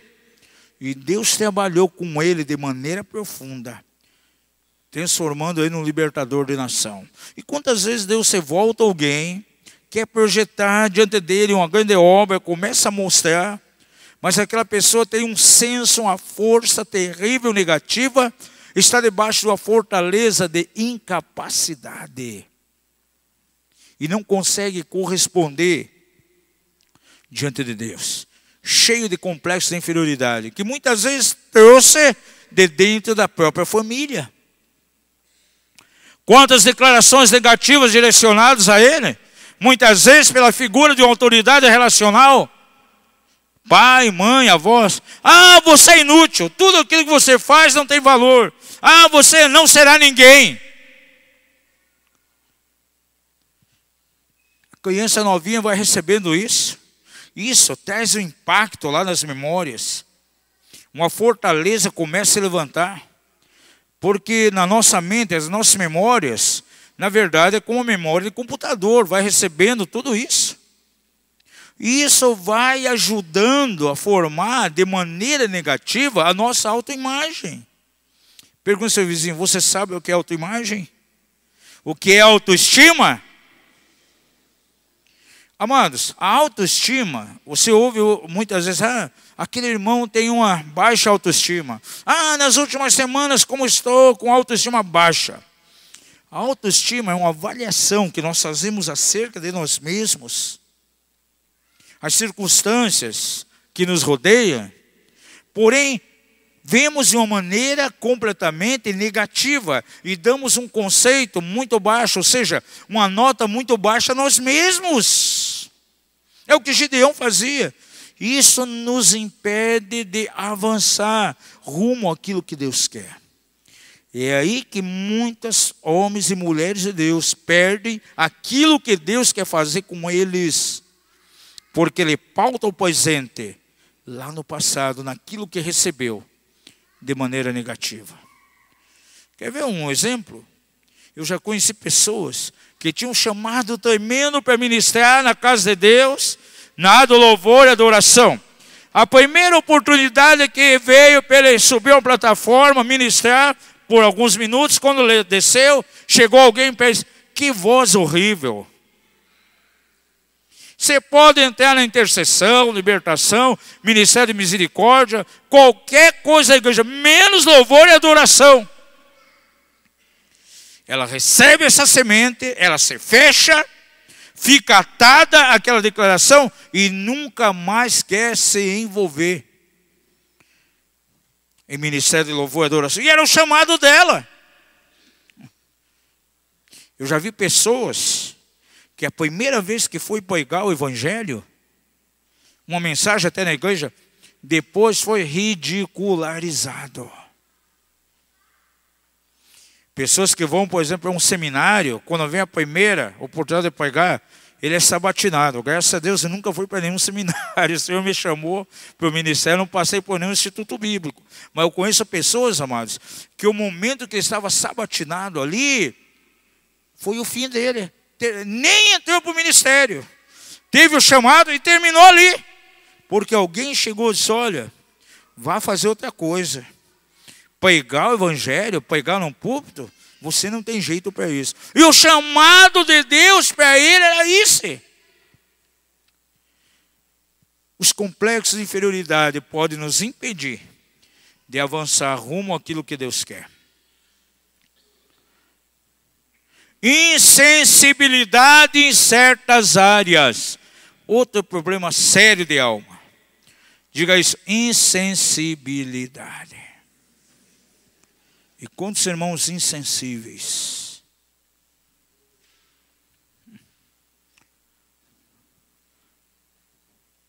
É como aquela situação, de repente alguém pode estar doente ali, quase morrendo, e o irmão está do lado, totalmente insensível. Jamais vai ser solidário à necessidade dos outros. Totalmente insensível, sem nenhuma medida de empatia lá no seu interior. Muitas vezes ele pode até uma certa simpatia com os problemas dos outros. Ah, está passando por essa situação, dá um tapinha nas costas, eu vou orar por você. E nunca ora. Agora, a empatia nos leva mais além. Leva a tomar o problema do outro como fosse exatamente meu. É aquela experiência lá do samaritano, que foi na direção daquele necessitado, teve uma medida de empatia, se identificou com ele. Isso é muito necessário dentro da casa de Deus, dentro dos ministérios. Por que que muitas vezes não há essa medida de empatia nas pessoas? Porque há uma insensibilidade muito grande em áreas da vida dessa pessoa. Confusão mental, formas incorretas de pensar, fortalezas da mente. Eu sempre digo, se um cristão vence na área da mente, ele vai vencer com muita facilidade em outras áreas. E quantas pessoas, ao invés de ser dirigida pelo Espírito Santo, são dirigidas simplesmente pelas fortalezas que estão na sua mente. Insegurança, religiosidade e legalismo. Outro problema sério. Hoje, em meio à igreja do Senhor, há muita religiosidade. Há muito legalismo. Jesus coloca um padrão diante de nós. Nós não podemos, de nenhuma maneira, nem ser fariseu, nem saduceu. Diga ao seu vizinho: você não pode ser nem fariseu, nem saduceu. Pois somos uma posição de equilíbrio. Como os fariseus agiam? Condenação. um pecado, apedrejava. E o saduceu? Passava a mão por cima. Permissividade. O padrão para nós é o padrão de Jesus. Lembra como Jesus agiu com aquela mulher que foi pega em adultério? Segundo os fariseus, tem que ser apedrejada. Segundo os saduceus, não. Passa a mão, pobre mulher. Jesus não entrou no embalo nem do fariseu, nem do saduceu. Mulher, alguém te condenou? Quem não tiver pecado, que lance a primeira pedra. Mas também disse aquela mulher, você está perdoada, vais, mas não peques mais. Diga ao seu vizinho, Jesus não condena. E nem passa a mão também. E é esse padrão para nós. É o padrão que vai quebrar com a atitude legalista, uma atitude farisaica, mas também uma atitude permissiva. Esse é o padrão de Deus para nós. Agora, por que muitas vezes não agimos no molde que Jesus agiu? Muitas vezes somos fariseus, outras vezes somos saduceus. Precisamos ser levados a um equilíbrio. Mas para isso precisamos uma cura, um ajustamento lá na alma. O que leva alguém a ser um condenador, um fariseu, um saduceu, são as deficiências que estão na alma. Dá uma chacoalhadinha no irmão aí, diga assim, você já está quase convencido que cura interior é importante? Será que o apóstolo está convencendo o teu coração ou não? Eu não preciso convencer mesmo. Quem convence é o Espírito Santo. Dúvidas. Temores. Você sabia que o temor, o medo, é algo completamente inverso à experiência de fé? Diga comigo, quem tem medo é um sinal que ele não tem fé. Por que Pedro não quis caminhar sobre as águas? Quando Jesus pediu para ele caminhar sobre as águas, ele foi até uma certa altura bem, mas de repente ele teve medo. E o que aconteceu? Naufragou. E quantas pessoas têm carregado medo dentro de si, gente? Não entra numa dimensão gloriosa em Deus porque tem medo. Pensamentos obsessivos. Um rapaz chegou e disse, pastor, o que acontece comigo? Cada vez que eu vou orar, começa a adoração, o momento da adoração, a minha cabeça é bombardeada por maus pensamentos. É interessante que isso só vem nos momentos de oração e nos momentos de louvor. E quando esses pensamentos obsessivos vêm, eu fico com desejo de xingar Deus, falar palavrão ao Espírito Santo. Você vai olhar para uma situação dessa, amados, com normalidade? Claro que não. Esses pensamentos obsessivos aí têm, na verdade, uma origem. Outro comportamento inadequado que é problema de alma, ansiedade. Jesus declarou, por nada estejais ansiosos. Problema de obesidade. Sabe aonde está a raiz, geralmente? Ansiedade. Há muito tempo atrás, estava dando um treinamento como libertar crianças pequenininhas, novinhas, lá no ministério da doutora Neuza Itioca. E toquei justamente na questão de crianças que têm o sério problema da obesidade, mostrando que essa obesidade vem por um distúrbio alimentar que é provocado por um estado de ansiedade, cuja ansiedade tem o seu fundamento em situações de rejeição. Estava ali líderes de rede de criança, professores, pedagogos. Aí chegou uma pedagoga e mais uma outra irmã. Ah, descobri aonde está o problema da obesidade do meu filho. Ambas disseram: meu filho foi rejeitado ainda no ventre. Não queríamos, eu e meu marido, o nascimento. A ferida da rejeição estava ali. Isso pode levar uma criança, na mais tenra idade, a um estado de ansiedade que leva ela a se alimentar de maneira compulsiva, o que vai gerar obesidade. Aí os pais não têm um certo discernimento, o que eles fazem? Ah, vou levar um médico, quando nutricionista. Aí é preparado toda ali uma dieta alimentar. Aquela criança começa a se alimentar da dieta, porém, fora de limites. Come demais e continua obeso. O problema, amados, não é obesidade, não é ansiedade, é a rejeição que está lá no interior. Agora, isso pode levar também a pessoa a essa situação na fase adulta. Você já notou quando há um caso de dissolução conjugal? Geralmente, a esposa muitas vezes entra para uma situação violenta de obesidade. Vem uma depressão, essa depressão joga ela para a ansiedade. Ou ela come de maneira exagerada, ou ela passa então a não comer, mas mesmo não se alimentando, de repente, ela começa a engordar. Sabe o que é isso? Distúrbio lá na alma.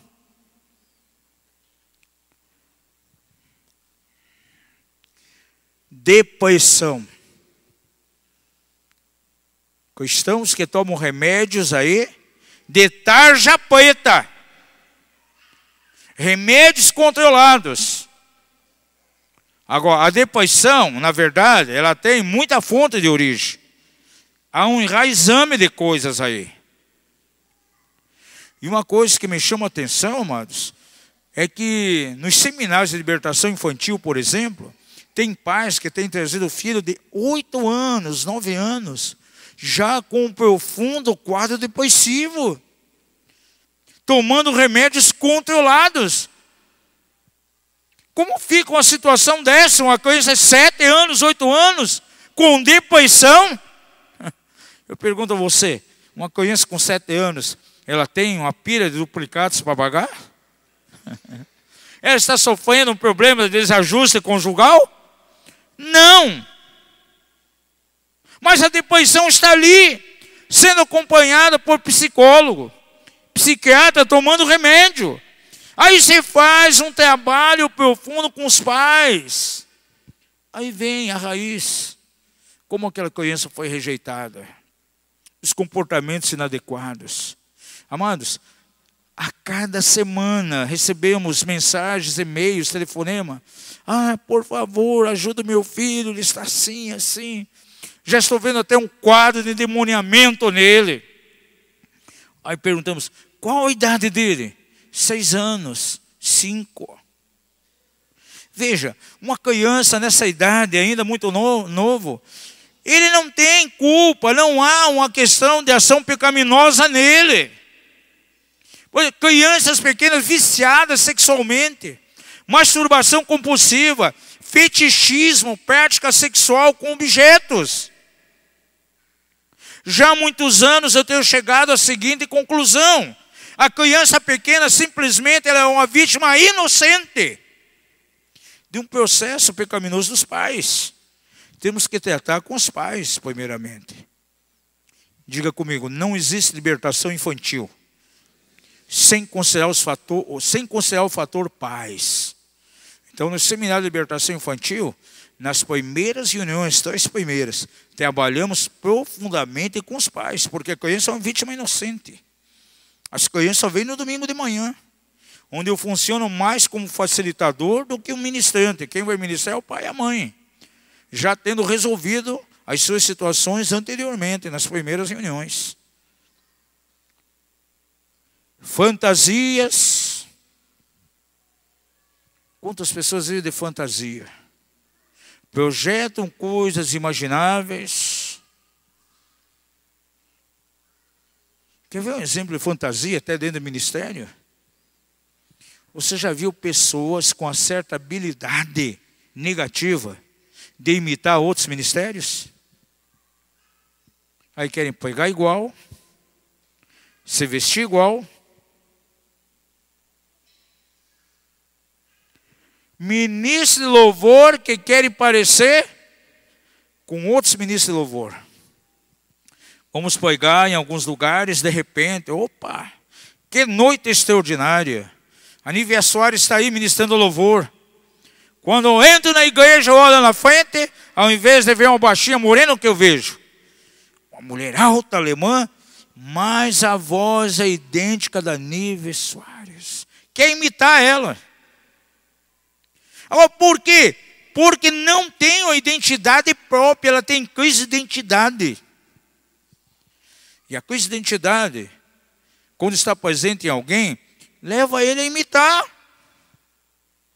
Quer imitar pregadores, quer imitar cantores evangélicos. Ou seja, ele não é ele mesmo. Diga ao seu vizinho, quando Deus te formou, o Senhor fez você de uma maneira peculiar, singular.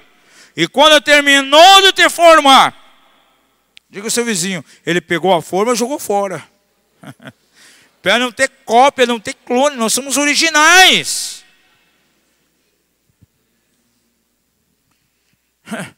Às vezes eu penso, tem algumas pessoas, amados, que pelas atitudes dela, ela não está nada contente com a imagem de Deus. Porque ela se olha no espelho, ela começa a reprovar ela mesma. Ah, mas por que eu nasci assim? Por que eu sou assim? Você foi feito à imagem e semelhança de Deus. A Bíblia diz que você é parecido com Ele.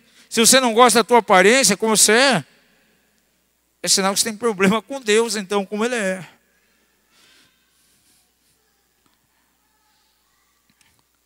Recordações que acusam. Amados, tem pessoas que passaram por situações na infância que tem essa acusação até a fase adulta. Tem uma mensagem que nós temos ministrado em alguns lugares aí, a maldição da desonra aos pais.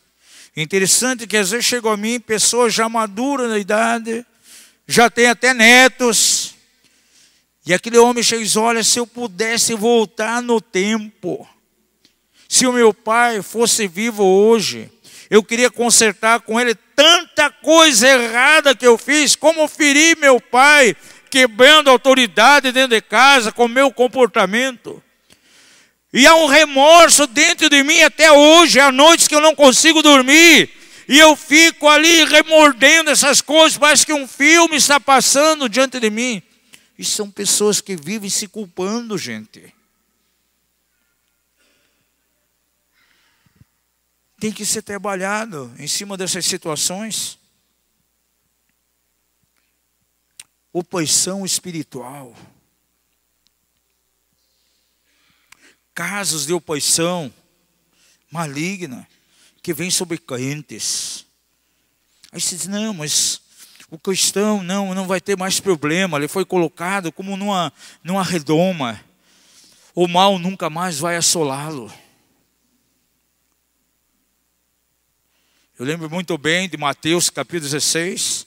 Pedro tinha acabado de ter uma revelação. Jesus pegou seus discípulos, levou até Cesareia de Filipos, fez uma pergunta. Que dizem os homens a respeito do Filho do Homem? Ou seja, quem sou eu para vocês? Começaram os palpites. Ah, João Batista, Jeremias, um dos profetas que ressuscitou. E de repente a revelação veio quentinho do céu. E Pedro disse, tu és o Cristo, o Filho do Deus vivo. Bem-aventurado, mais do que feliz é você, Simão Barjonas, porque não foi a carne e o sangue que te revelou, mas o meu Pai que está nos céus. Teve uma revelação dos céus naquele momento. Não demorou muito tempo. começou a vir uma influência maligna sobre a mente dele.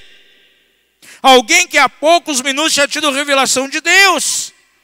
E Jesus começa a expor da necessidade de ir até Jerusalém, e ali seria crucificado.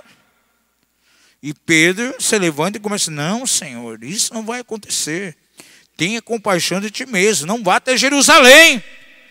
E parece que naquele momento o diabo obscureceu tanto a mente de Pedro, que ele até esqueceu que Jesus já vinha falando que ao terceiro dia morreria, ou melhor, que ele morreria, mas ao terceiro dia ressuscitaria. O fator ressurreição apagou diante dos olhos de Pedro naquele momento. E como Jesus o tratou? O que Jesus falou? Para trás de mim, Pedro? Foi isso que Jesus falou? Não.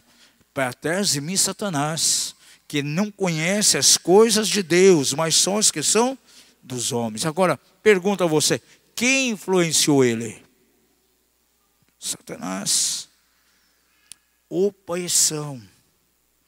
Está cheio de exemplos na palavra de Deus. E é o que mais nós temos visto nos nossos seminários. Quantos crentes debaixo de oposição? Quantas pessoas já participaram do CIUC? Levante a mão, aqui da igreja. Em alguns ministérios, o que aconteceu na vida de vocês? Houve transformação ou não? Dependendo do líquido, alguns temas que ensinamos lá, por exemplo, romper herança na linhagem familiar, desfazer as contaminações. Nos momentos de orações, o que ocorria? Manifestação do quê?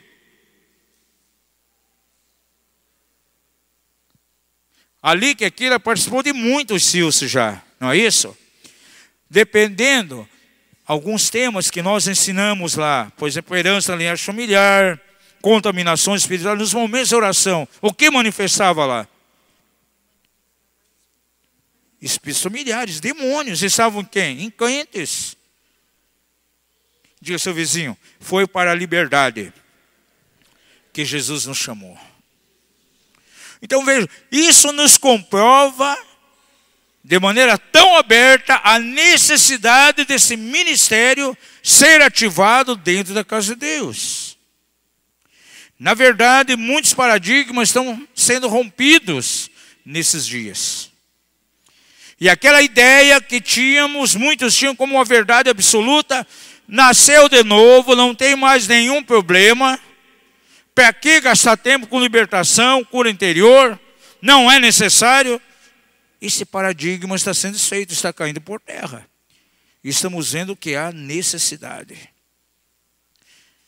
E encerramos aqui, rememorizando os 3 versículos, as 3 escrituras que demos abertura à palavra dessa noite. 2 Coríntios 7:1. A necessidade de eliminarmos as impurezas do espírito e da carne. Para quê? Para aperfeiçoar a santidade. Por que aperfeiçoar? Aperfeiçoamos algo que ainda não está aperfeiçoado. Ainda não está completo. Não estamos adequados ao padrão que Deus quer na sua palavra. E a segunda palavra lá de Filipenses: desenvolvei a vossa salvação com temor e temor. O que é desenvolver? É algo que ainda não está concluído. Diga isso, desenvolver. É sinal que mais algumas coisas precisam acontecer. Não está acabado, não está concluído. E 1 Tessalonicenses 5:23. Que todo o vosso espírito, alma e corpo sejam encontrados irrepreensíveis. De que maneira? Completa. Agora, por que completa? Porque ainda está incompleto. O Senhor está fazendo um trabalho na sua igreja e em nossas vidas hoje para nos aperfeiçoar. E por que temos que ser aperfeiçoados, desenvolver, nos tornar completo? Porque ainda não estamos no padrão que Deus quer. Mas Deus quer aperfeiçoar a sua obra em nós. Eu quero dar a você, nessa noite, e com isso termino, uma grande garantia. Aquele que começou em nós a boa obra, Ele é fiel para terminar, para completar, porque Ele é o alfa e o ômega. Diga isso. Aquele que começou em mim a boa obra, Ele é fiel para completar. Vamos ficar em pé em nome de Jesus. No dia da manhã nós vamos entrar em alguns aspectos bem práticos aqui, de libertação, algo que vai acontecer com você, em termos diretos. Mas senti que hoje tinha que pelo menos lançar esse fundamento. Eu quero pedir que você coloque a tua mão sobre a tua cabeça agora. Santo é o nome de Jesus. Pai da glória, nós estamos na tua presença. E sabemos que teu Espírito está sobre nós. E a tua palavra declara lá em Efésios 5, Senhor, que tu estás lavando a igreja pela lavagem da água da palavra. E a tua palavra, Senhor, que é Espírito e vida, ela pode trazer revelação a nós. E nós queremos ser tocados pela revelação do teu coração, pelo Espírito e a vida da palavra. Pai, que todo o paradigma mental caia por terra, toda a fortaleza. Muitas vezes, ó Pai, há argumentos, há sofismas na nossa mente que nos levam a crer de uma maneira diferenciada, de uma maneira adversa daquilo que está escrito. Como declarou Jesus, errais não conhecendo as Escrituras e nem o poder de Deus. Pai, e nós declaramos hoje que queremos estar alinhados com a Tua palavra, porque ela nos revela a Tua vontade perfeita. Ajuda-nos, Pai, a abrir o coração para toda a Tua verdade. Não queremos simplesmente uma verdade parcial, parte dela, parte da revelação, mas queremos todo o conselho de Deus em nossa direção. Citamos diversas situações aqui, são fatores que estão hoje ligados à tua igreja, Pai, em quase todos os lugares, mas nós cremos no teu poder, cremos na restauração que vem do Senhor, e a tua palavra tem o poder, ó Pai, de nos lavar, de nos renovar. E eu quero colocar cada vida que está aqui, que seja, Senhor, um momento verdadeiramente de introspecção, de reflexão diante de Ti. A Tua palavra, ela funciona, ó Pai, como um espelho. É ela, Senhor, que manifesta as intenções do nosso coração. Ela pode trazer de maneira clara diante dos nossos olhos aquilo que está lá no nosso interior. Muitas vezes aquilo que nem mesmo nós sabemos o vemos. Só vemos a consequência, o resultado. Ó Pai, mas Tu tens a revelação das causas.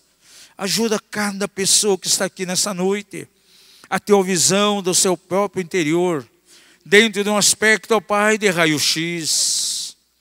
Porque muitas vezes, Senhor, as coisas, elas não são, na verdade, aquilo que elas aparentam ser, porque há uma realidade espiritual, há uma causa, existe um porquê e nós queremos alcançar isso. Que o Espírito do Senhor ajude cada vida que está aqui. Oh Deus, manifesta o Teu amor na direção de cada vida, para a glória do Teu nome, Senhor, para a glória do nome de Jesus. Amados, eu sinto fortemente aqui uma direção do Senhor no meu espírito. Eu preciso orar com algumas pessoas que estão aqui nessa noite. O Espírito Santo mostrou a mim de maneira tão clara que algumas pessoas não têm conseguido ter um entendimento na palavra. Por mais que você lê, você não consegue alcançar a revelação. E aquilo que você precisa verdadeiramente vem pela revelação da palavra. Guarde uma coisa no teu coração. Não existe libertação, não existe cura sem revelação da palavra. A palavra de Deus e a ação do Espírito Santo são os dois únicos caminhos para sermos curados e libertos. Não existe técnica, não existe misticismo. Jesus falou de maneira bem clara que quando conhecemos a verdade, somos libertos. E é o conhecimento dessa verdade que vai nos libertar. Em Colossenses, Paulo escreve àquela igreja e diz assim: desde o dia que vocês entenderam, compreenderam a palavra, ela passou a frutificar no vosso meio. É uma questão de entendimento. Então, se a nossa mente é lenta, se ela está embotada, será difícil alcançar a revelação. Por isso, muitas pessoas não conseguem ser libertas. E o Senhor quer trazer uma renovação na tua mente. Se há pessoas aqui que têm tido dificuldade, você encontra uma batalha aí tão forte na tua mente, por favor, sai do seu lugar e vem à frente, em nome de Jesus. Em nome de Jesus, hoje é uma noite de libertação aqui. E hoje é uma noite de libertação em tua mente. Eu quero pedir aos irmãos do ministério que vieram conosco e também me falaram aqui, 3 pessoas na igreja que trabalham aqui com libertação. É a Lique, a Mônica e há mais alguém. Possam vir ungir essas pessoas aqui.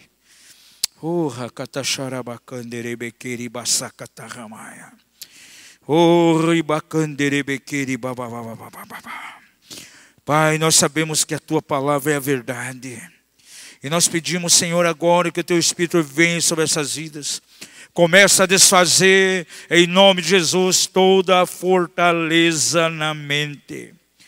Toda a fortaleza, todo sofisma, toda declaração negativa do inimigo, seja quebrado agora em nome de Jesus.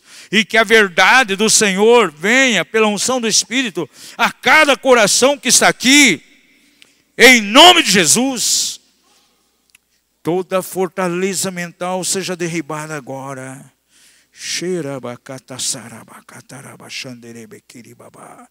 Toda corrente seja desfeita, toda corrente seja quebrada, em nome de Jesus, para a glória do teu nome, Senhor, que o teu Espírito venha sobre eles. Oh Pai, em nome de Jesus, desfaz essas cadeias. Também, se há irmãos aqui que estão aprisionados em uma das áreas que nós mencionamos aqui, colocamos diversos fatores, que você possa sair do seu lugar e vir à frente aqui, em nome de Jesus. Esses irmãos vão orar, vão ungir você. Não importa o tipo de situação, não importa o tipo de fortaleza. Nós mencionamos aqui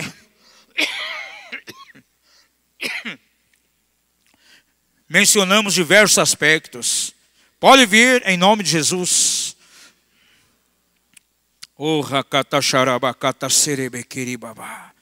Toda cadeia maligna começa a ser rompida agora. Em nome de Jesus. Toda fortaleza espiritual é quebrada em nome de Jesus.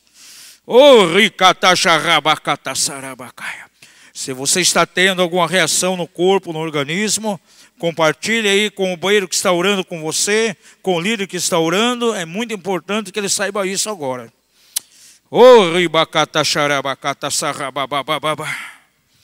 Toda força maligna seja quebrada agora, que saia pela boca, que saia pela respiração, em nome de Jesus. Que saia por arroto, saia por tosse, saia por vômito. Se tiver vontade de tossir, pode tossir. Se tiver vontade aí de arrotar, fique livre, vontade de vomitar, pode vomitar. Hoje é uma noite, é um momento de libertação aqui. Cadeias estão sendo rompidas.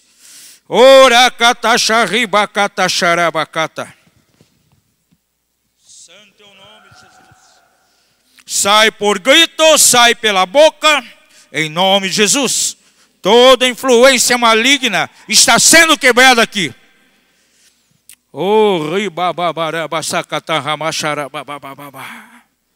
Santo é o nome de Jesus. Santo é o nome de Jesus. Há pessoas que passaram aqui por situações na infância que marcaram a tua alma, te machucaram. E aquelas imagens tão negativas ainda estão presentes na tua vida hoje ainda. Quantas vezes parece que, como um filme, aquilo está sendo exibido diante de você. E quando isso vem à tona, vem à tua memória, você sente a dor, é a dor das recordações do passado. Sinta que Jesus quer curar isso nessa noite. a dor que vem sobre a tua alma. E quando você lembrar dessas coisas, elas não te farão mal, mas não terá mais dor. Oh, aleluia.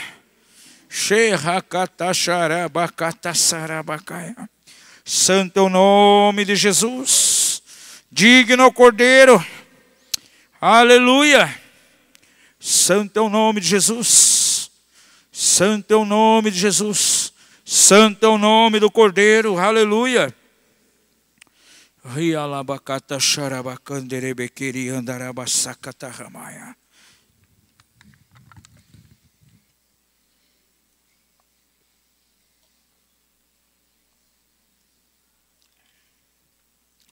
Vem, Senhor, vem sobre essas vidas, em nome de Jesus. Aleluia, aleluia, aleluia. Santo é o nome de Jesus. Digno é o Cordeiro. Digno é o Senhor. Aleluia.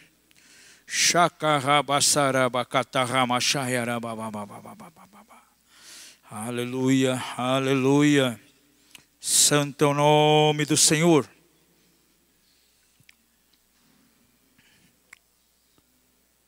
Pai, tudo aquilo que veio de uma maneira pré-natal, de uma forma intrauterina, ainda lá no ventre da mãe, e que gerou fortalezas lá na mente, e que tem afetado, Senhor, a existência de vidas aqui. Coloca as tuas mãos poderosas em nome de Jesus.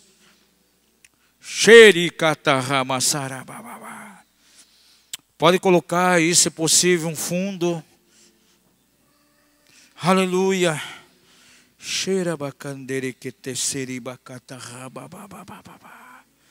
Aleluia. Santo é o nome do Cordeiro. Aleluia.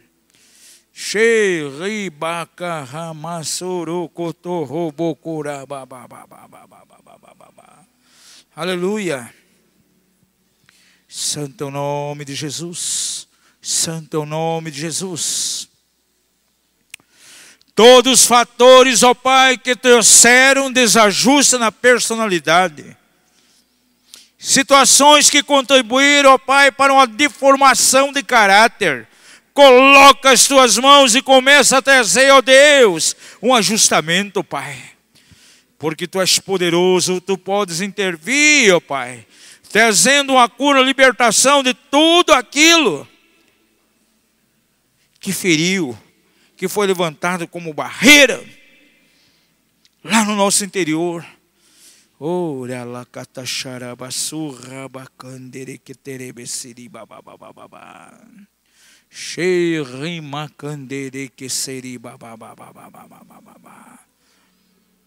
Aleluia.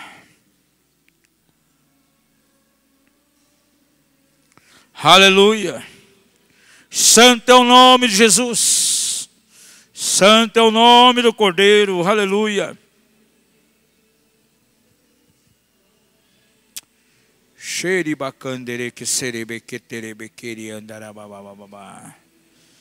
Pai, nós tomamos a espada do Espírito e rompemos hoje com todas as cordas.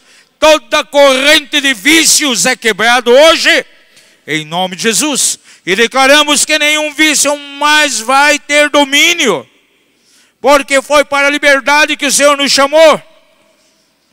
Toda cadeia, toda corrente provocada por vícios é desfeito nessa noite, em nome de Jesus. Jesus veio para libertar os cativos, para abrir a prisão àqueles que estão presos, para dar visão aos cegos. Oh, rabacatarabassai. E nós declaramos nessa noite aqui que a unção messiânica de libertação que estava sobre Jesus está ativada sobre nós. E hoje é uma noite de libertação aqui. Oh,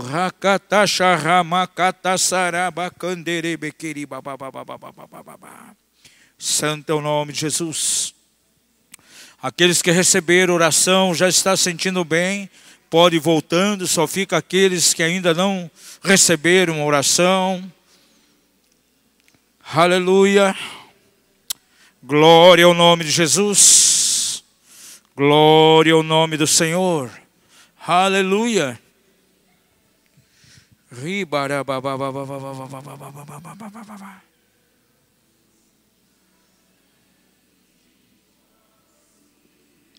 Santo é o nome do Senhor Jesus. Aleluia. Glória a Jesus.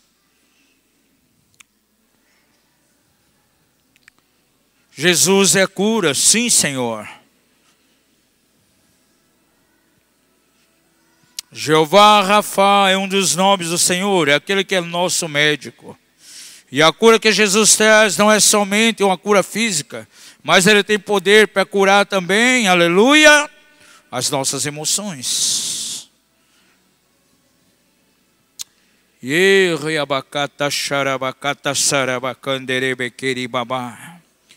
Aleluia, aleluia, aleluia. Oh, santo é o nome do Cordeiro, santo é o nome de Jesus.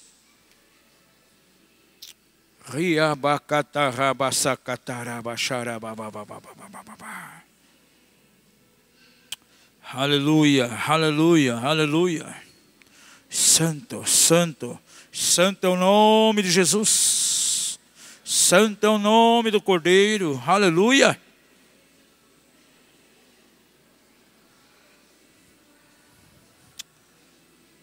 Oh, santo é o nome de Jesus.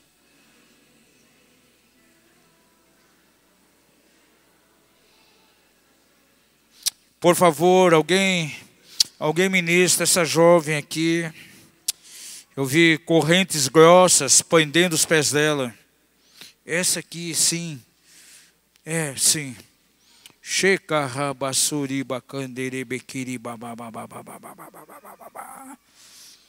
Ore declarando que toda corrente aí é rompida agora em nome de Jesus. Santo é o nome do Cordeiro, santo é o nome de Jesus. Aleluia. Glória seja dada a Jesus. Santo é o nome do Senhor. Aleluia. Aleluia. Glória a Jesus.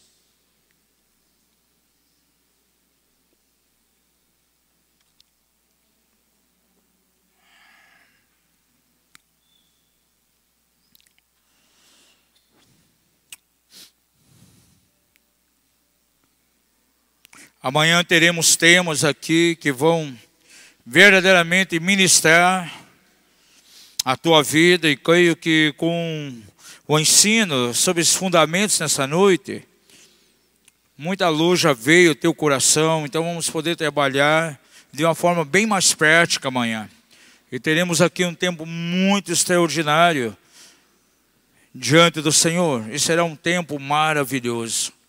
Trouxemos alguns materiais ali, muitos CDs, DVDs, livros na área de libertação, cura interior. Procure adquirir alguma coisa, seja edificado.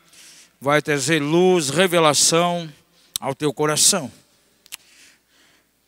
Aleluia, aleluia, aleluia.